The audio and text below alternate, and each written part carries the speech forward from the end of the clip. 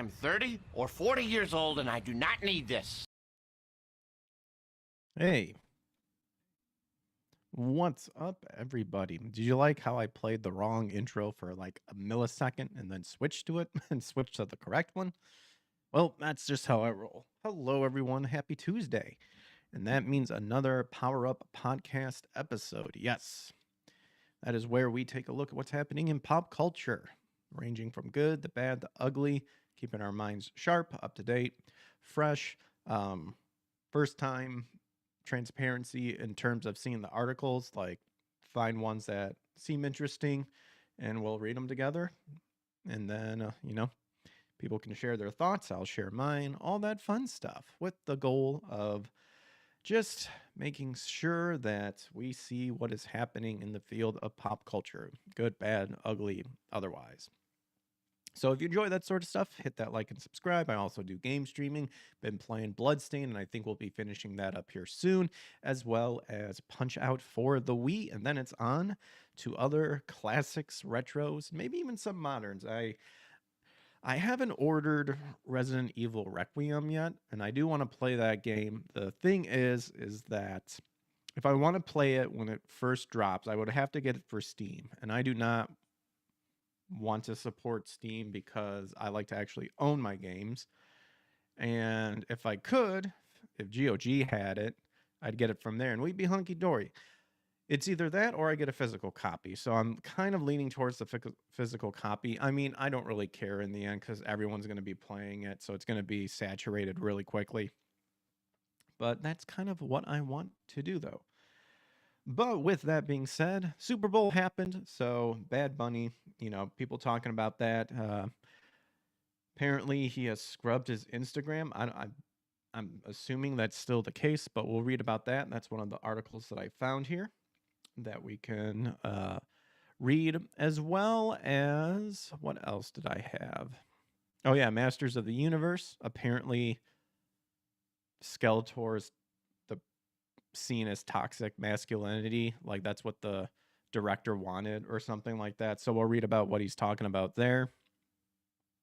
And yeah, we got other ones as well. So let's hop into it, shall we? There we go. Here's another thing. Sophia Turner's Lara Croft costume. It's been sparking fan backlash after new set posts. So we already kind of saw how they tricked you into thinking, oh, here's her classic outfit. So you'll like what we have in store too. And not looking good. Not looking good. Wow, this is from that park place. I'm surprised they didn't post up a picture. We'll click it though. The first batch of production photos for Sophie Turner's in costume as Lara Croft has sparked a new round of fan backlash. One of the most iconic characters in video game history, Lara Croft has a highly recognizable image. But the Amazon series appears to be taking the character in a direction that runs counter to fans' expectations. Well, what'd you expect? They don't like women. Phoebe Turner, whatever the hell her name is obviously going to make it to her version. And, the dumbed down feminist, not sexy version because screw the male gaze, apparently. And there you go. I dubbed this Campgrounds Raider because this is what it reminds me of. This looks like someone who would wear this at I even posted right there, Campground Raider. Like, it looks like she's gone camping or she's going to go camping.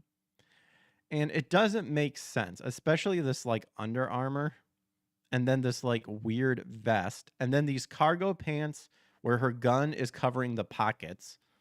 It's the dumbest thing I've ever seen. What's up, Mr. Sardock? Oh Lord, this is shit. Yeah, it does not look good. Doesn't look good. Rather than showing the Tomb Raider heroine in her traditional shorts and tank top, the new onset has Turner in tactical gear, a blue vest, gray pants, long sleeves, and combat boots. Though the outfit may be more functional than Lara Croft's traditional video game attire, many fans object, arguing that it clashes with a character long associated with femininity and sex appeal. I mean, that's still the biggest argument right there, is we know that this is not why they're doing this. This is not femininity in the sense of what the left declare as femininity, and that, of course, is not making women sexy, um, not looking beautiful, having more masculine features to make it androgynous, and just to make it as neutral as possible. Mr. Sardock apparently is not happy. This appeals to no one, neither the male gaze nor the male gaze. Very true. And yeah, no, this this can pound sand, especially when the writer is Phoebe Waller. Annoying. Yeah, Phoebe Waller. Yeah, this ain't looking good. So Adrian Curry was among the first to react online with one of the most widely shared reactions on X. This is bullshit, gentlemen. I'm sorry. Very angry, man-hating weirdos decided your girl needs to dress in a trash bag. If Thor or Khal Drogo, I don't know who that is, suddenly wore a sweater, never had their arms exposed, except if James Bond never donned a suit, broads would be pissed. So that's what she wrote in her post. And yeah, you're totally getting, it's like they failed with the Netflix animated series. So now they're trying to make up for it by going the live action route. And this is just a bait and switch. See, we gave you guys, look, she's in her classic. They're trying to do everything possible to showcase, no, you guys are going to like this. We promise you're going to like this. And trying to do these terrible, like, fan service. Like, look, she's in her original outfit. Look, she's a woman for the most part.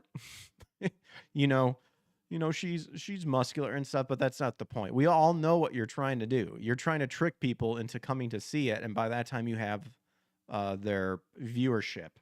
I'd say money, but technically not. Well, I guess true. But yeah, no. We're not falling for it. And we need to start calling it out even harder than before. This is retarded.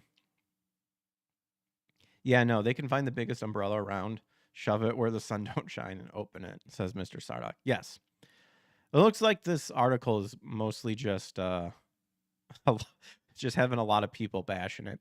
By comparing Sophie Turner's Lara Croft to mere heroes from fantasy franchises, Curry appears to be suggesting that audiences aren't simply looking for realism, they're looking for escapism. Lara Croft was never intended to be fully realistic, and the costume worn by Turner is, according to some, generic. I know, it's the same thing they tried to do with that they tried to do with Faye Valentine with that very crappy Cowboy Bebop Netflix series that failed so miserably that they canceled the second season right away.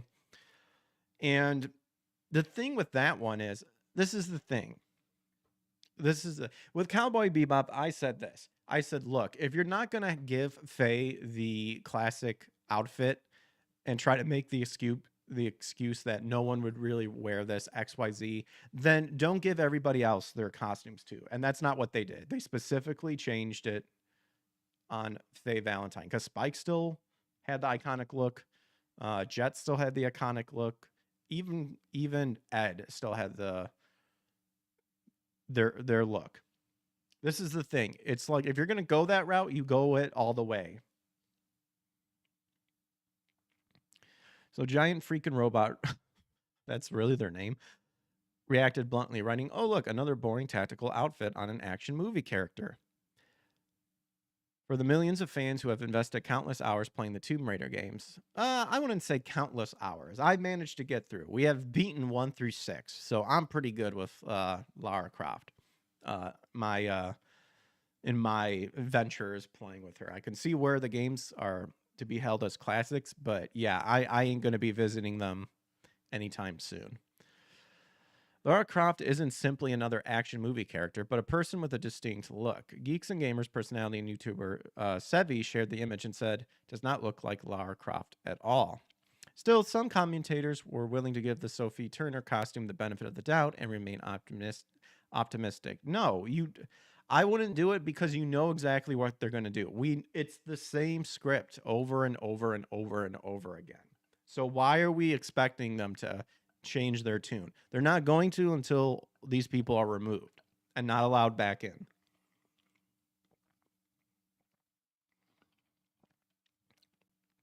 Pop Culture Crisis co-host Brett Dozovic said, making these images the first one seen for production was a poor choice. This is very true. However, he suggested that in a TV show with multiple episodes, she won't be wearing quintessential Lara Croft Tomb Raider outfit and everything, even though in the game you literally wore it all the time, unless you wanted to switch, with maybe throwing on a not a swimsuit, a diving, scuba suit here every now and then. He also said that showing these images early on was a poor decision. If we're going to give them the benefit of the doubt and say that they're not going to uglify this and turn it into slop that doesn't resemble its source material at all, then, and they actually do have her in the traditional costume most of the time, then I would say you should have led with those images other than just that, he said. I know what he's trying to get at, but we can't give them this. We can't give them this olive branch anymore. They don't want the olive branch because they wouldn't give it to us, and we know their tricks. So, no, don't try to justify any reason. Lara was always hot, curvy, and had big chesticles. They don't like it. They can enjoy the pish flopping for all I care, says Mr. Sadak. Indeed. Earlier images of Turner in the costume as Lara Croft were promotional shots. These on-set pictures present a very different image and tone for the series. The stark difference has led some to accuse Amazon of a bait and switch. Did I not just say that? That's what apparently Heel and Babyface has said. So with fan trust in major franchise adaptations already strained, whether Turner ultimately appears in the traditional Lara Croft outfit may matter less than the perception created for these images. First impressions matter, and if Tomb Raiders... Amazon's Tomb Raider. Oh, it's Amazon's. That's right. Hopes to win over skeptic fans. Future marketing may need to work harder to reset the expectations. Well, it clearly is a bait and switch. It was a bait and switch with even casting Sophia Turner. Because, and then they move, and then you see them, as they always do, moving the goalpost. Because first it was like Sophia Turner is going to be Lara Croft. Everyone's like, why? There's so many better other people. Then the fakes come out and go, what are you talking about? Like, you finally want women, and here's a woman. And it's like, no. We know exactly what you're talking about. There's a reason why she's picked. She may be a more feminine than the straight up, like, monstrosities that you've been trying to trick us into liking and accepting for what it is. But she's still being picked for very mannish features. I guarantee you she is. Because she's not going to follow, and Phoebe, and we know who Phoebe Waller is, she is not going to listen to what Lara Croft actually was. That's why Sophia Turner was cast. And I think she even said, like, she saw so many people. It was either that or someone else.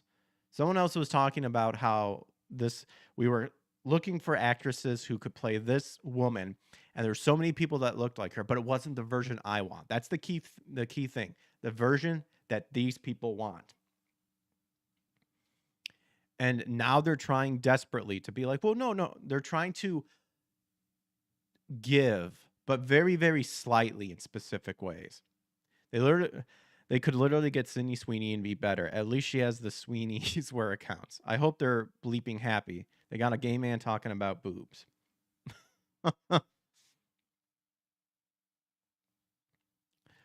Yeah, but we've seen this. Oh, I do always like to read the comments of the articles too. I knew her outfit was a rug pull. These people hate entertainment and hate you. At least a video game can have great gameplay, even though it's woke shit. Well, still, that's the thing, though. See, this is the thing. Go woke, go broke. See, this is what they do. This is what they do. They will try to be clever and work in inserting as much woke stuff as possible. We saw this back when Last of Us Part 2 came about. We saw this. And everyone jerked off about it because they're like, it was amazing things. The game awards were rigged. Ghost of Tsushima should have won, and it did. It was voted the best by the players, but Last of Us Part 2 won all this crap. What they didn't tell you is that game got returned up to wazoo. That's what they don't want to tell you. And then they realized that momentum didn't matter anymore. Because after a while, no one gave a crap about Last of Us Part 2. And so then they started trying to push it even harder. Your Dustborn, your Concord, all this crap. Doesn't sell, fails, shuts down. Boom. So then they're trying to do it to where they're trying to find that sweet line of inserting just enough woke shit but you could avoid it, and then they'll take the credit and saying, well, it was because of this stuff that the game succeeded. Prime example, Baldur's Gate 3. You could avoid a lot of the degeneracy in that game, or you could do what I did and like murk everybody because I deemed them heathens and I just went on a killing spree and like killed everybody. Because I was a paladin and that was my shtick. You could avoid all that stuff. But then they'll start using the excuse of, well, there was a bunch of stuff in there. Baldur's Gate 3 was awesome. And it's like, no. That just proves my point. That proves that if you took that stuff out, it would have been even better. That's the same crap they did with Starfield, I think, too. Mr. Sadok says, yes, bring on the comments. Yes, with Jabba the Hutt. I mean, Erica, eat shit. This person said, the time of benefit of the doubt has long since passed, or has long since gone. I feel like this should have said, is long gone. But he kind of combined two sayings into one. Glad these images came out. It makes it easier to completely skip watching this dribble. I'm so sick of girl boss characters. Lara is about tits and ass. Sophie lacks the qualifications for the role and she can't act. She's reasonably cute though. About time she got her kit off. That would boost ratings, of course, 10 times. And then didn't she get naked in Game of Thrones in a wedding night scene where she was married to that Flenser Bolton dude? Or did I imagine that? But I agree. She is totally wrong for this part. But she wasn't half bad in the recent miniseries Steel, though. The point still stands is that there were so many other people that could have played it. But what is the reason why she was casted? That's the thing. See, James Eden in the comment agrees with me. Yes. So that's all there was. So pretty much people aren't happy. I'll buy him a beer. That's Mr. Sarok. So people aren't happy. And I was not planning to watch it anytime soon, and I don't. Over Tech for Gamers, though, some Microsoft news. Apparently, they still want to make a first-party Xbox handheld, despite next-gen console being the priority for now. So apparently, before the ROG Xbox Ally X was released, there was reports of a potential first-party Xbox handheld. While the idea was reportedly scrapped following the Ally's release, it could still be on the cards, but not in the near future. A new report claims that Microsoft is pretty much interested in making a first-party Xbox handheld, but for now, the company is focused on the next-gen hybrid console, so the plans are currently on hold. The handheld market has erupted in the years since the Steam Deck was launched. PlayStation rumored to be releasing its iteration 2. Xbox could be looking to compete against Team Blue. Windows Central has released a new report detailing the future of Xbox, including plans for next-gen hardware. It further confirms the hybrid status of the console, and you have to pay a premium of around $1,000 for it. What? Oh my gosh.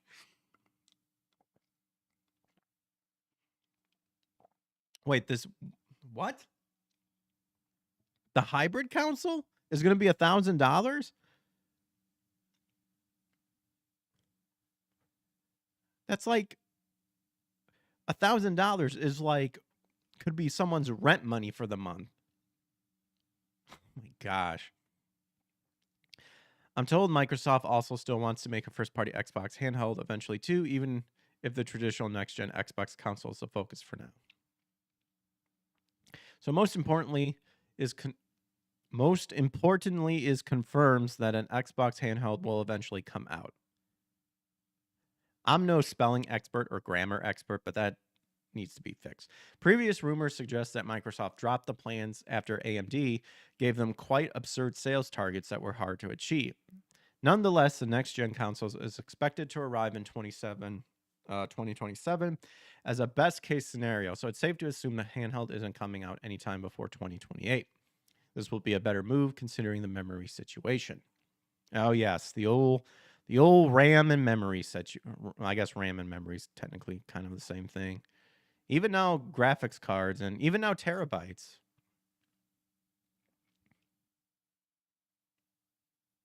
So I still need to play Claire Obscure. What is that? Claire Obscured Expedition 33. Yeah. I still need to play that game. However, apparently France it's France, so who kind of cares? But I'm glad Expedition 33 is rocking.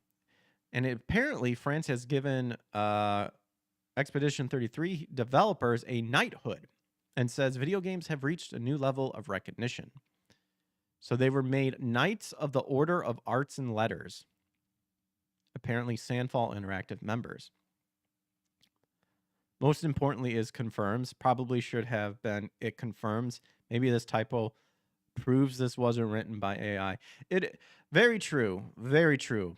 I mean, a spell check wouldn't be mine. Even I try to do spell checks when I can with mine. If I'm like writing a script or something like that.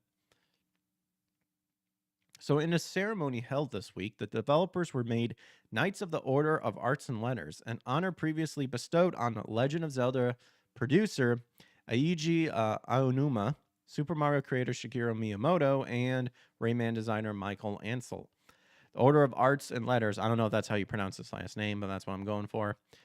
The Order of Arts and Letters, Ordre des Arts et des Lettres, is a prestigious French culture decoration established in the 1950s to recognize significant contribution to the arts. Ooh, that's a big talk in itself, because that means that video games are now considered art. I remember that being a hot topic when I got my rather useless degree. Not really. My degree was in fine arts, but it had to do a lot with like the new technology at the time. But I remember this being a hot topic talked about is video game art and all that stuff. Speaking at a ceremony on Friday, French Minister of Culture Rachida Dati said the 28 members of Sandfall has been awarded because the Ministry of Culture wished to distinguish today was not an individual journey, but the brilliant success of a collective. By its scale, really? They they really dressed up like your stereotypical French person. By its scale, by its impact, by the support of the public as well as the critics, your work, Claire Obscuria Expedition 33, has established itself as a major moment in the history of French video games. She said, their first source of pride is that of an entire country, which, thanks to you, has seen its creators shine throughout the world. Sandfall Interactive. Let me just check to make sure, because for some reason...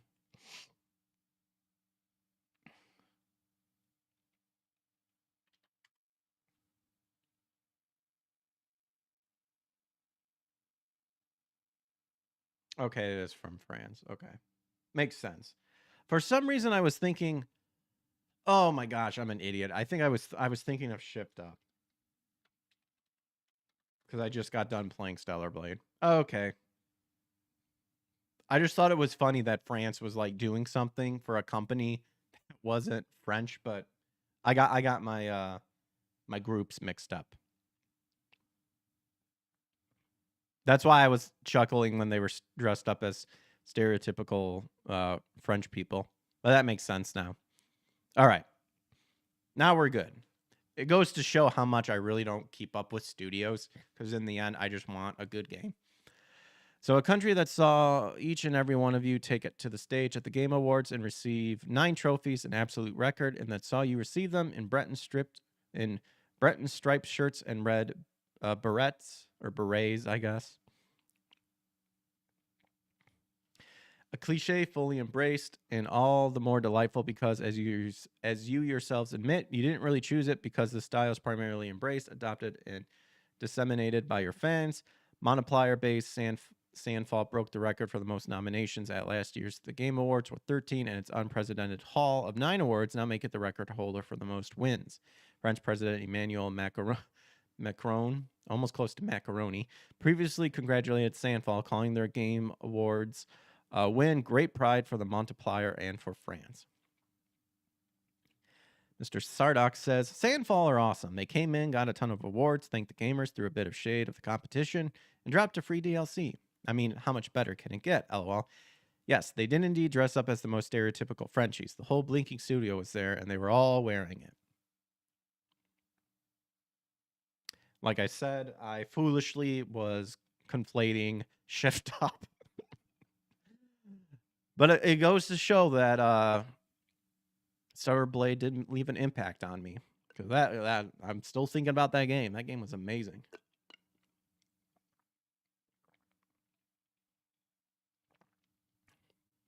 So here's the full speech here. I'm not going to read it because, as you can see, that is a very, very long speech. But good job, Sandfall Interactive. I definitely need to get Expedition 33. But with Resident Evil Requiem coming up, just so much stuff that I like to play. And so much stuff on the backlog list. Slowly winding down to just RPGs, which makes you go, oh boy. That might be more to play offline than to stream, to be honest. Unless people want to see me play that. Play certain RPGs. All right, going back to that Park Place here. If you want to talk about delusion at its finest, here's a prime example. Leslie Headland claims the Acolyte succeeded despite backlash and cancellation. I cannot wait to hear this mental gymnastics. Despite collapsing viewership, a $250 million production price tag, and its cancellation after just one season, Star Wars The Acolyte showrunner Leslie Headland claims her failed show actually succeeded. Yes, she claimed it was a success. That's the word now being used to describe one of the most divisive and commercially underperforming projects in modern Star Wars history. And the claim stems from a quote that is already igniting backlash across the fandom. So, while reflecting on the show's legacy, Headland argued that the series achieved what it set out to do creatively, regardless of audience response or performance metrics. Oh, so now it was just the fact of we just wanted to do it to be creative. Oh my gosh. What a bunch of bullshit. What a bunch of garbage. And if you're trying to say, well, it's just about the creativity and the process of what we did to showcase the story, that's the well, I mean, I didn't even watch it, but the clips I've seen, probably some of the worst creative showcasing that I've ever seen.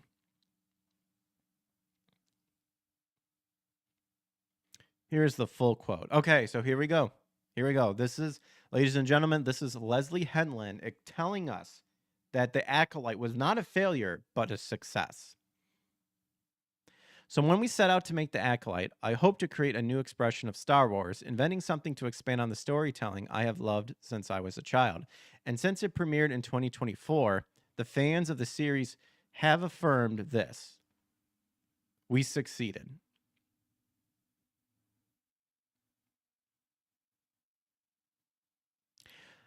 Let me explain this in layman's terms for people who can see through the lies and the bullshit.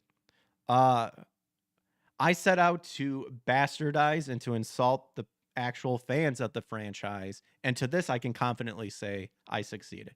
There is the actual translation of that lying sack of crap that she just stated right there. Mr. Sardak said, E33's music is insanely good. I'm so happy Lauren got best soundtrack because it was his dream to score a big game like Final Fantasy. Well, he did just that, except with a brand new franchise. Leslie Headland, a.k.a. personal assistant to Harvey Weinstein. Yep, that person. May that be her? Indeed. What's up, Komanga? It was a woke failure. And then Mr. Sardak back over on Rumble said, yeah, she can pound sane too. Yeah. It's a statement that attempts to define success through creative intent and niche fan validation rather than through the measurable benchmarks that determine whether a franchise television series survives. Because when those real metrics are examined, the narrative collapses quickly. Third-party analytics from Luminate tracked down the show's performance across its 8-episode run, and the trend line was unmistakable. After an initial curiosity-driven premiere spike, it's how it always is, viewership declined steadily as the season progressed. Yep, see? I don't know what that one is. Maybe that one was like, oh my gosh, something retarded happened. Key data points include ongoing week-to-week audience erosion, failure to retain premier viewers, shrinking engagement as the narrative unfolds. Most telling of all, the finale recorded the lowest viewership of the entire season. Oof. In streaming economics, that is a worst-case scenario, a sign that large portions of the audience who sampled the show early abandoned it before completion. Completion rate is one of the primary renewal metrics used by platforms, and by that measure alone, the show was in trouble.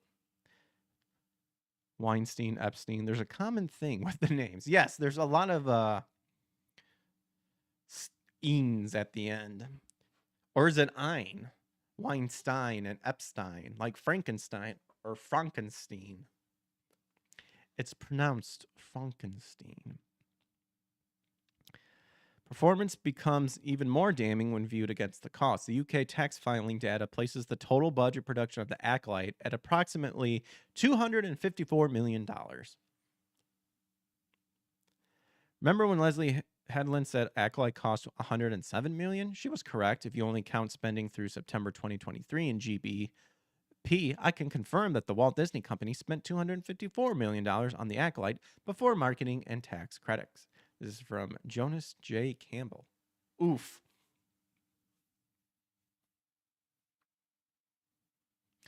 That's blockbuster film spending deployed on a single 8-episode streaming season that hardly anyone watched. And then projects at that scale are expected to drive subscriber count, expand the franchise brand equity, sustain long-term engagements, generate merchandise upside. Instead, Disney was left with a massively expensive series that audience didn't stick with. And at that price point, declining retention isn't just disappointing, it's financially catastrophic. Mr. Sardak says, how can you tell a Disney Star Wars character is a villain? His skin is white and he is a male. Yep. Which I'm surprised they didn't hate on this, because these people also hate Asians too. Because they're adjacent white, you know?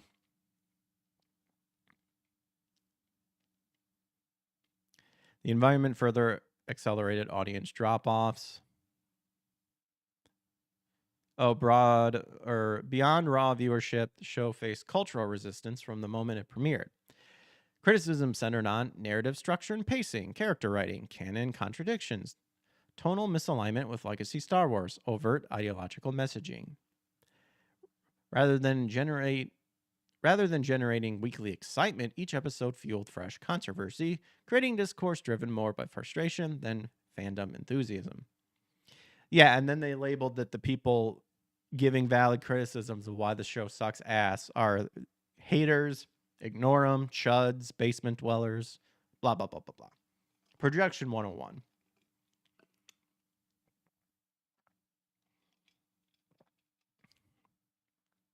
Ultimately, the definitive performance verdict came from Disney and Lucasfilms themselves. They canceled the show. So we kind of got the idea here. It's a little bit more to the article here, but we got the idea. The main thing being that she's so delusional in thinking that it was a success. She only declared it as a success because she got to make her headcanon a reality. And regardless whether it succeeded or failed, that is what she's going to do. That is the grasping of the straws that she has come to accept.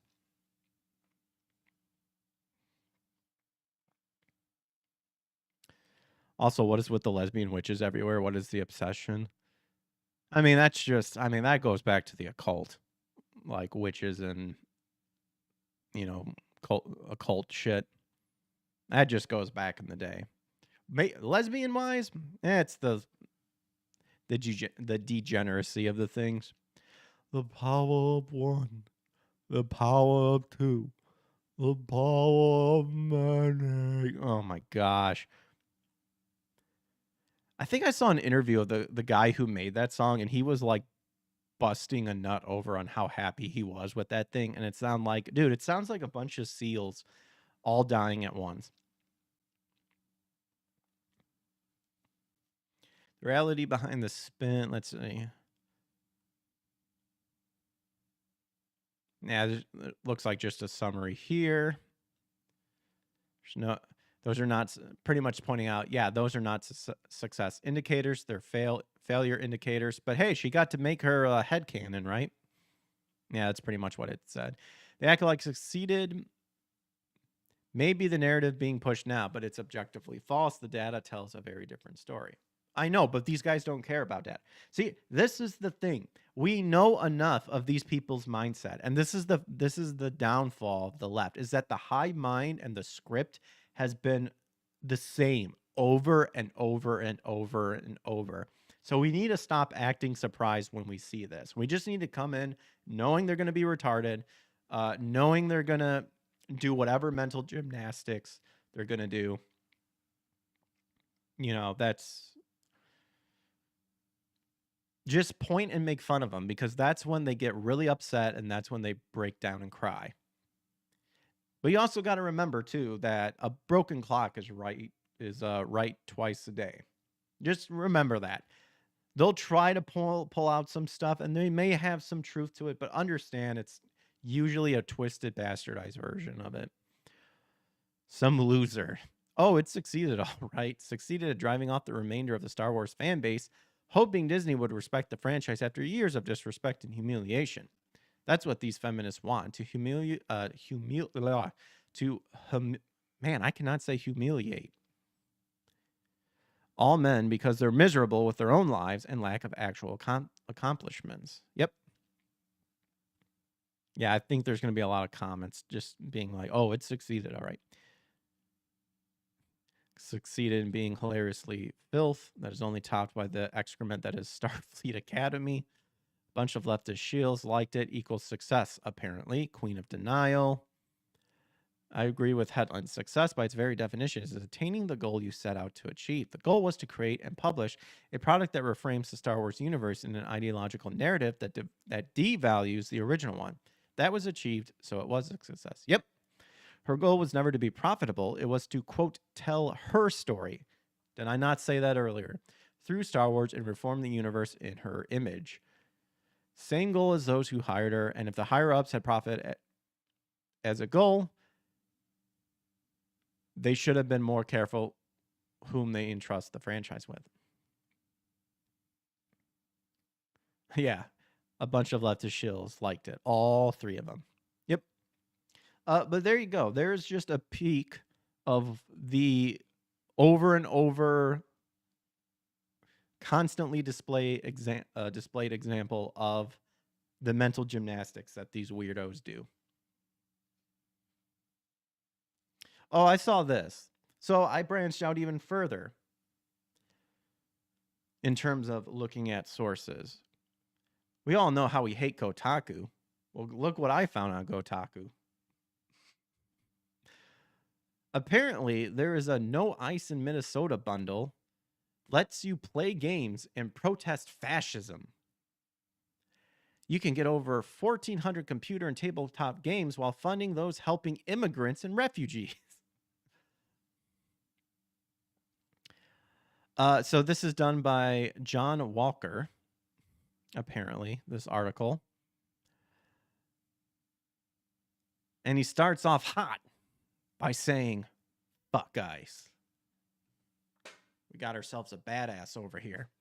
And what better way to raise a big pile of money for the Immigrant Law Center of Minnesota than buying nearly 300 video games and over 1,000 tabletop games for as much money as you want to give, with a minimum of $10, in the No Ice in Minnesota bundle. The latest bundle is once again pioneered by the amazing Jess Wade. Let's just take a gander at who old Jess... Oh, there you go. Let's dive in a little bit further. Let's go. Let's take a gander at the old exile. There it is. Oh my gosh, there it is. Who would have thunk? Oh my gosh. Oh, that's going to be the next article.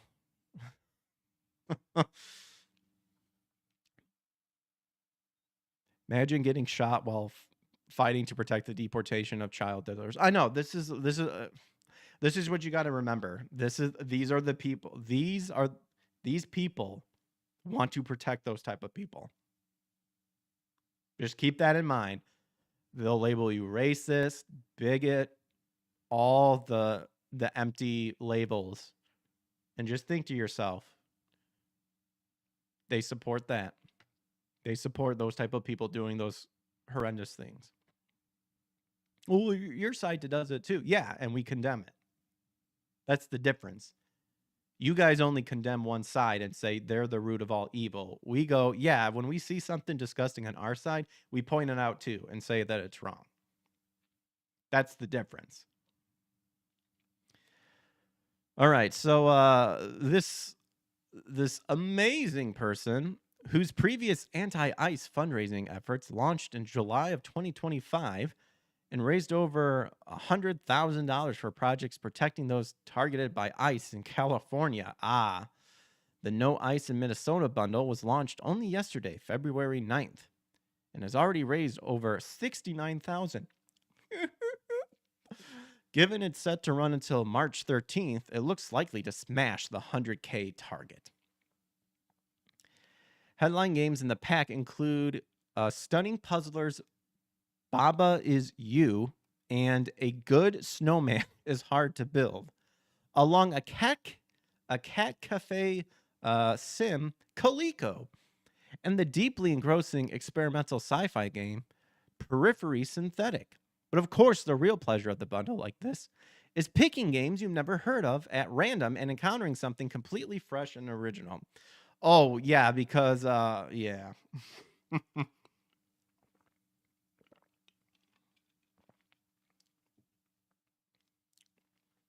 Reminds me of that Homer Simpson one where he's like making like the face and it's like, oh, I robbed the Target to stop racism. Like this is what I think of. And if you're after something new to play with tabletop buddies, then there are more than 1,000 of them to choose from and print out. Remember, it's all in this No ICE in Minnesota bundle. Clearly, the need for the bundle remains horrendous. But if you can't get out to protest or, like me, live overseas and feel completely helpless watching so many suffer at the hands of untrained, murderous goons with guns, then give money to the right people is a superb way to respond.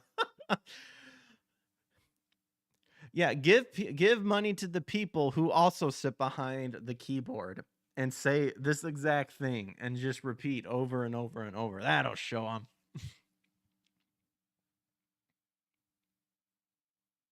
ICE is severely undermanned. Oh, well, since Trump put that, I forget what his name is, that new guy that Obama also had. Don't forget about that. The guy that's now kind of operating things is the same guy that helped with Obama during his bastardization of the United States. So the Immigrant Law Center is a blah blah blah blah. Yeah, I don't care. Remember, got to stop them terrible ICE agents. Got to use those domestic terrorist gatherings and taking, recording people's license plate and then stopping traffic in the middle just to check to see. Wow. Tom Homan, hands down the best damn pick of the Trump administration, although Kristi Noem is quickly rising in my book, in your books. I don't keep too much up, like super in depth with the politics, because I know it'll just make me angry. And I'm angry at other things already. But yeah, you definitely got to call out the bullshit when you see it for sure. So this retarded thing also provides support for those facing similar violence and information on who to contact when witnessing such attacks. And then this person suggests whatever. Fundraising bundles on Itch have become one of the shining lights in dark times, seeing millions of dollars reaching the people who need it in the most. Yeah, you mean all the convicted criminals, illegal aliens, all the people that straight up, if the roles were reversed and you were begging for help and stuff, they would not help you at all. That's pretty much the end of the article. I just think it's funny. Of course, you had to like. I was wondering when the tirade would come in, and it was definitely right here. But if you can't get out to protest, I call bullshit. You would even dare protest. I call bullshit. I call bullshit. Notice how a lot of these protest people are like, they're your feminine, they're ugly dyke Karens, or like some like retards, and old people too. I noticed that too. That's the sad part, is a lot of these people that go crazy are like the old people, and it's like, oh my gosh, like COVID like definitely broke a lot of things. But there you go. There's your controversial Kotaku article. You knew you could find it somewhere, and I did. I found it. And that is that. You want to know what else is also just disgusting? Toxic masculinity. And yet, here in Bounding into Comics, apparently the director of the new Master of the Universe was really happy with Jared Leto's performance as toxic masculinity villain Skeletor. Remember, you know those Skeletor memes? Remember, so and so, blah, blah, blah, blah, until we meet again. Tom, I already read that. Can the U.S. come to the UK and take Stammer away like it did with Maduro? Pretty please with sugar on top. Unfortunately, I cannot make those decisions. I am but a salty pup. A super elite, but a salty pup. That, I'm just a nobody.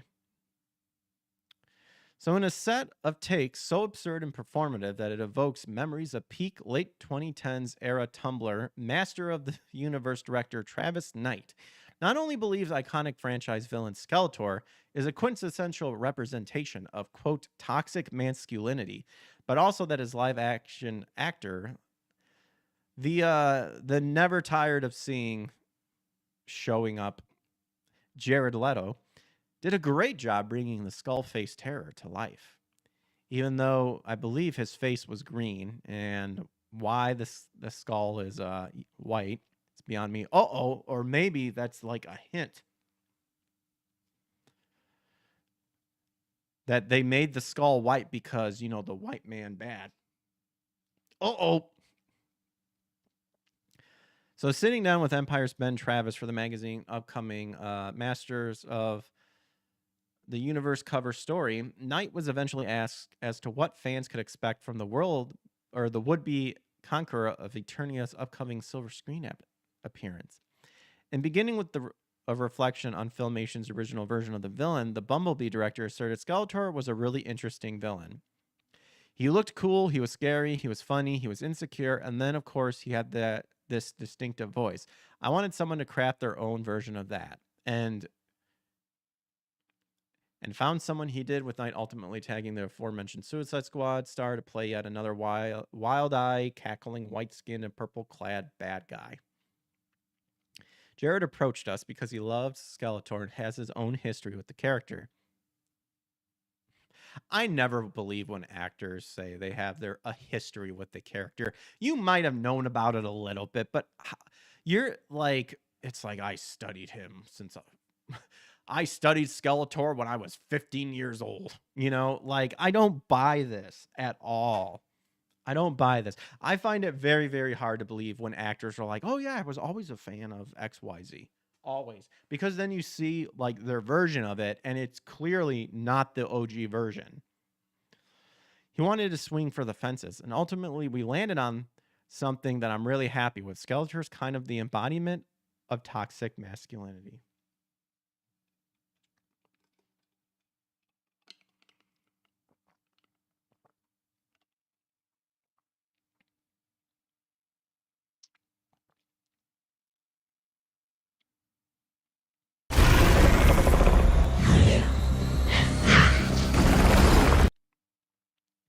Thank you, Venom Greg, for saying what was on everybody's mind.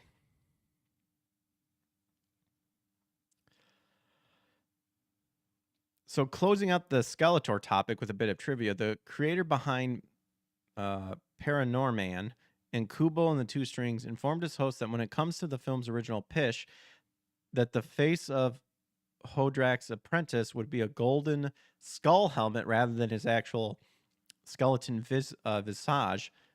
Apparently, he said, quote, "I said, fuck that shit. Skeletor has a skull face. That's just the way it is," Knight declared. "It's a living, talking, emoting skull, and that's that." Boasting on impressive cinematic track record with his Lakia Studios,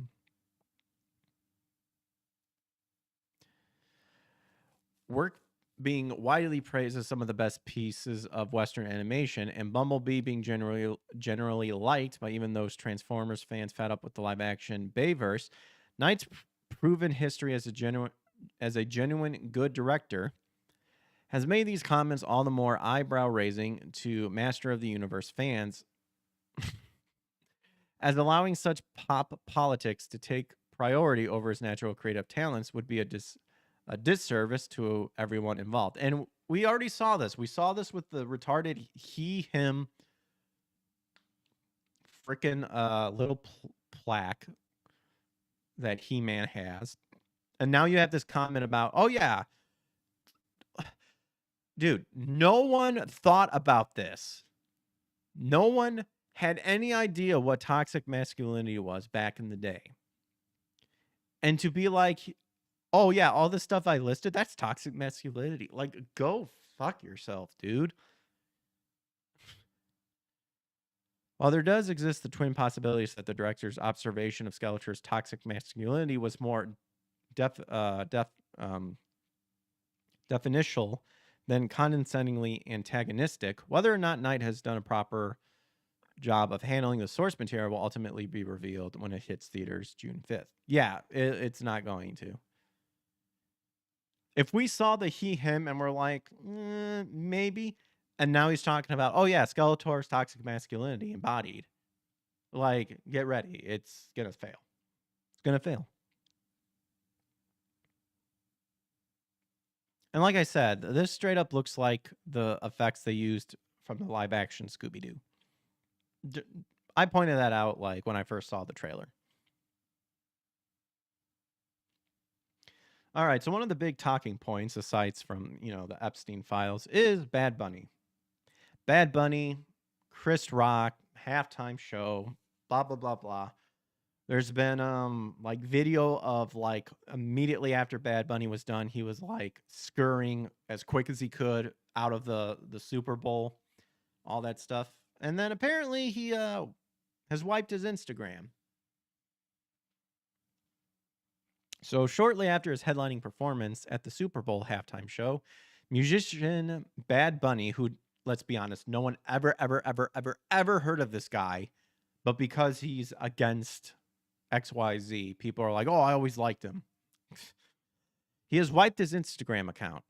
52.4 million followers found his feed completely blank, with no post, videos, or even a profile picture. The only remaining content is a link to find his music and tour dates. Many are interpreting the move as a reaction to the continued fallout from one of the most divisive cultural moments in recent history. From the moment Bad Bunny was announced at the Super Bowl as the Super Bowl halftime performer, the decision sparked heated debate. Situation he fueled. On SNL, the Puerto Rican singer suggested that his entire set would be in Spanish and told Americans who didn't speak the language, "You have 4 months to learn." How about you speak American, you piece of shit? The singer continued to draw fire in the delays. That'd be English, by the way. I'm just being facetious. The singer continued to draw fire in the days leading up to the big game. A week before his performance, Bad Bunny won the Grammy Award for Album of the Year. Clearly rigged.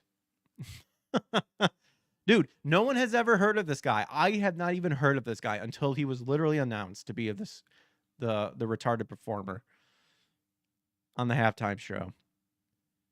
In his acceptance speech, he said, "We're not savages. We're not animals. We're not aliens. We are humans, and we are Americans." Well, I would say you're definitely not aliens. That's pretty much it. I say a lot of people do act like savages. I say a lot of people do actually act like animals. And yeah, you're human. But I think a lot of you douchebags show who you really are. You're humans who act like animals.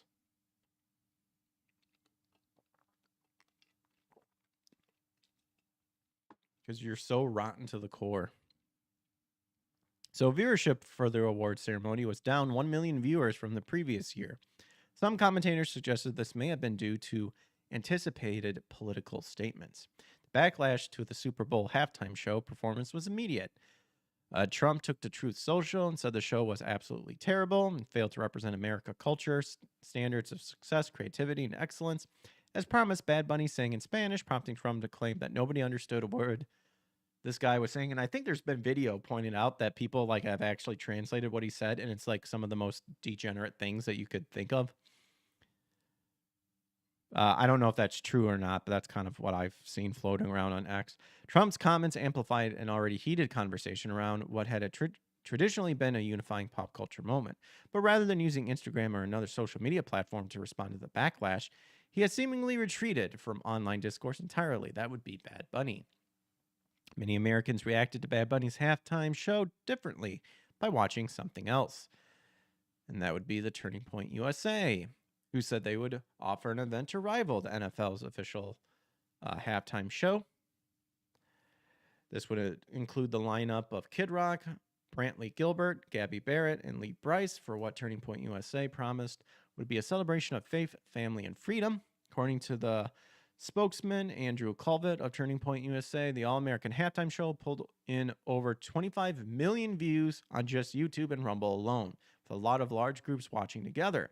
So the number of the viewers is likely far higher, and the numbers are still climbing. Broadcast partners, fast channel partners, and final counts incoming. There you go.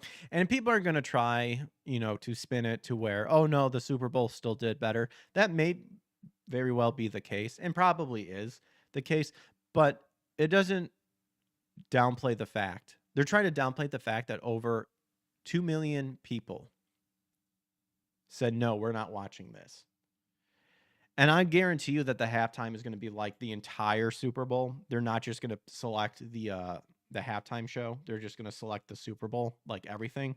So they're going to try to skew it that way as well. So the massive viewership numbers, which are still climbing in replays, have sent a clear message about the kind of entertainment millions of Americans prefer. Yet by wiping his social media presence, Bad Bunny has suddenly removed himself from the online conversation. Yeah, because he talked all big and shit, and now since the Super Bowl's over, he's irrelevant now. No one cares about him anymore. Yet by wiping, we already read that, it means he can't thank those who praised his performance or the NFL for giving him the opportunity, but it also means that he won't face comparisons to the Turning Point USA event in the comments. So we don't know I haven't seen right now. When was this written? So this article was written yesterday, so who knows? There might be some up-to-date stuff. So we don't know why he nuked his Instagram. But if the dude's staying silent, kind of means something.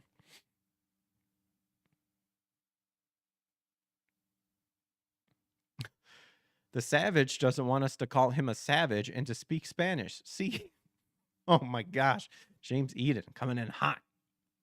I didn't watch either show. I can't think of anything more uninteresting than a Super Bowl halftime show. I took the time to make dinner for my family. Well, the Brewing Sailor, good job. I actually did not watch the Super Bowl myself. I gained. Because that's what I care about. But you know what? Enough about all this stuff. Look at this. Again, I am branching out. I even went to IGDN. Check this out. I've been wanting to check out this game. Mouse PI for Hire has an exclusive bot fight gameplay. So enjoy this exclusive new boss battle gameplay for Mouse PI for Hire, the upcoming rubber hose animated first-person shooter starring Troy Baker as Detective Jack Pepper. In this video, you'll see Jack take on the third wife in the spooky village. So we got a 4 minute of gameplay. You can kind of see here. So I've been kind of keeping an eye about. Oh, it's coming out March 19th, kind of around my birthday. Nice. So check this out. This place sure could use a wraith waster's treatment.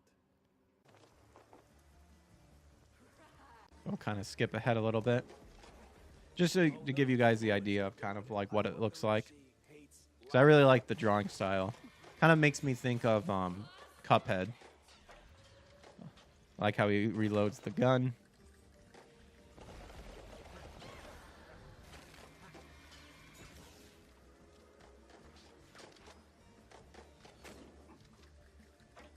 But yeah, I've actually been looking forward to this game too. So you can kind of like watch the gameplay there and stuff like that. I usually try not to watch too much because I don't want to be spoiled if it's actually something I want to take interest into actually playing. And I'm actually nice that you can actually see the actual gameplay and it's not just like a cutscene or anything like that. So good job, IGN.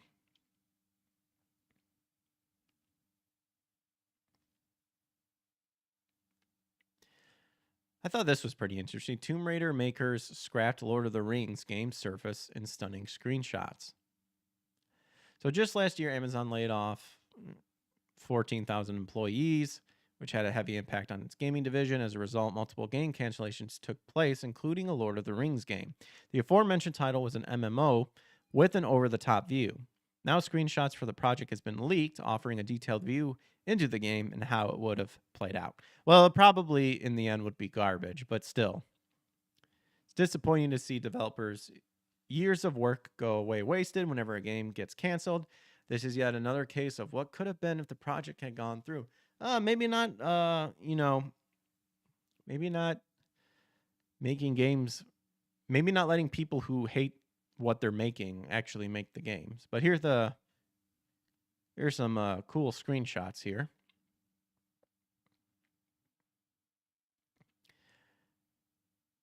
So MP1 has acquired new key details regarding the project, revealing that it was being developed under Eidos Montreal, the studio behind the Tomb Raider games. Uh-oh.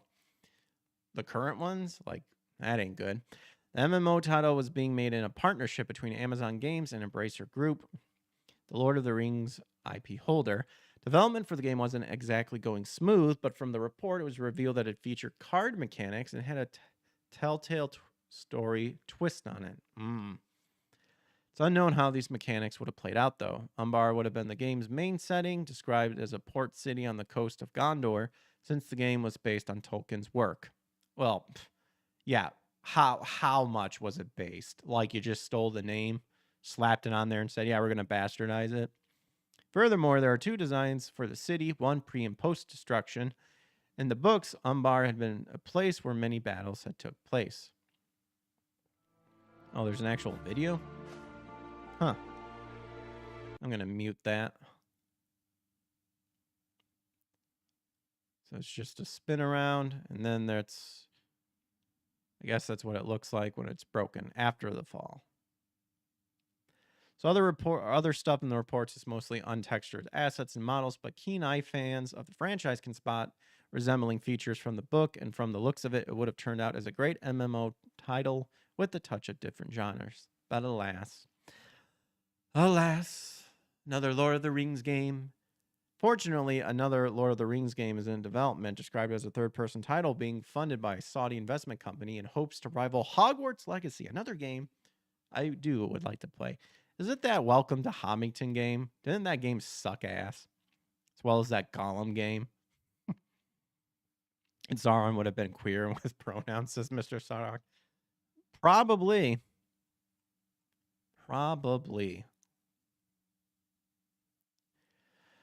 And I know this game has gotten controversial, but apparently Marvel's Wolverine targeting between July and September 2026 to launch, the PlayStation Store list suggests. So new information suggesting Marvel's Wolverine could launch between July and September.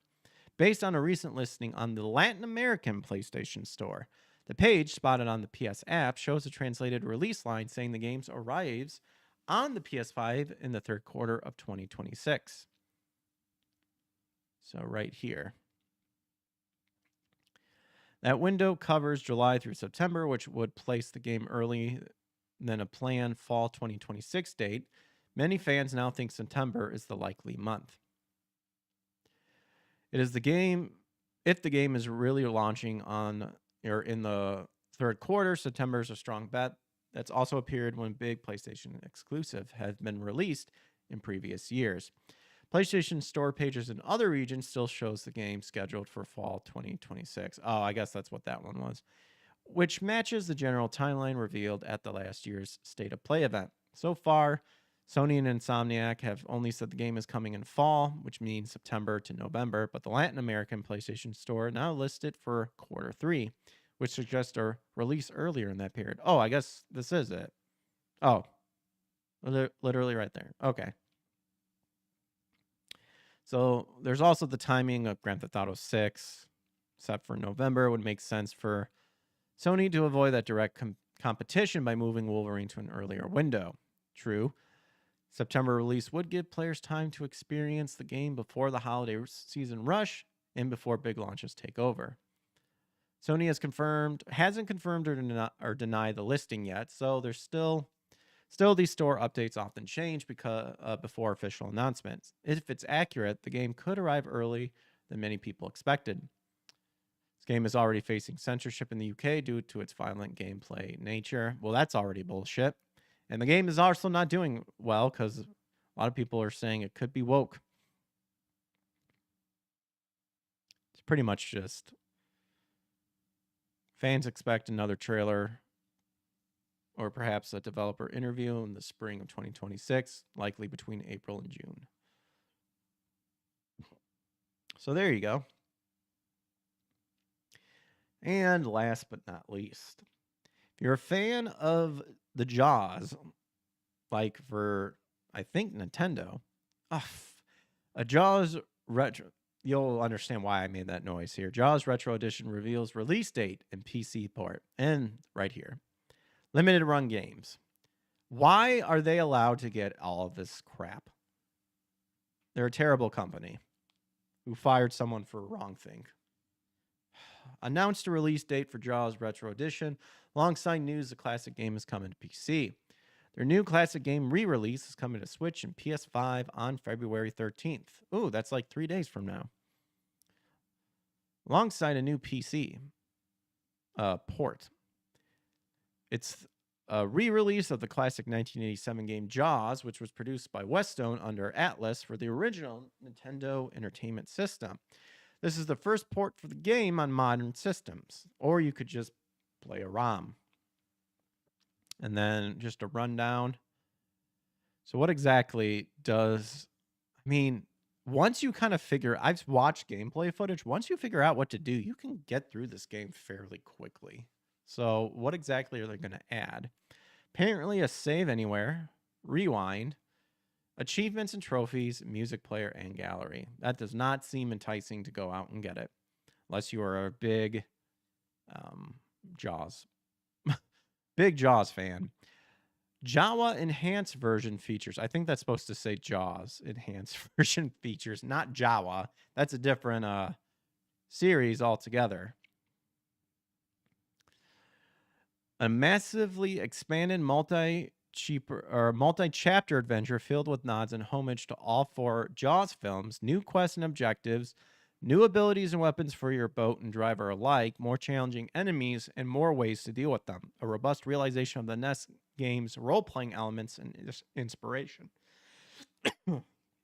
Oh, excuse me. Okay, there you go. So it looked like they updated it a little bit. I won't lie, there is like a PS2 Xbox Jaws game where you actually are Jaws and you go around eating people. I've watched the nerd play it a couple times. Well, ladies and gentlemen, that is all I have for you tonight.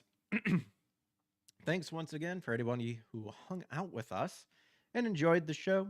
If you like what you saw, feel free to leave a like and subscribe. We were on YouTube, Rumble, and X. If you didn't like it, you can also leave a dislike or leave a message as well. Don't give a crap. But yeah, tomorrow we will be continuing probably Bloodstained and Punch Out. If work changes, we might still be able to do an afternoon stream. If not, we would just go back to the night stream at 8 p.m. Central Time. Or if we can get an afternoon stream in, it might be around more 3 or so. But I appreciate everyone hanging out, chatting. Mr. Sardock, Cole Manga, thank you. Let's see if we can do some rating. See if there's anybody online. I knew Vara would be online. Oh gosh, she's playing that relooted game where you steal back African artifacts. Oh my gosh. Oh man. And then over on Rumble. Oh, Tiny Panda Face is still online. Why don't we go ahead and raid her? Ba-boom. All right, I'll catch you guys on the flip side. Take care. What? It came out? Yep, I guess it did. So if you want to watch a gameplay, go over on YouTube and check out Vara's channel, Vara Dark. All right, pups. I'll catch you guys on the flip side. Take care and God bless. Oh man, is that Pish gonna flops? I'll make popcorn for everyone. Thanks. I do enjoy me some popcorn. All right, I'll catch you guys on the flip side. Take care. Peace.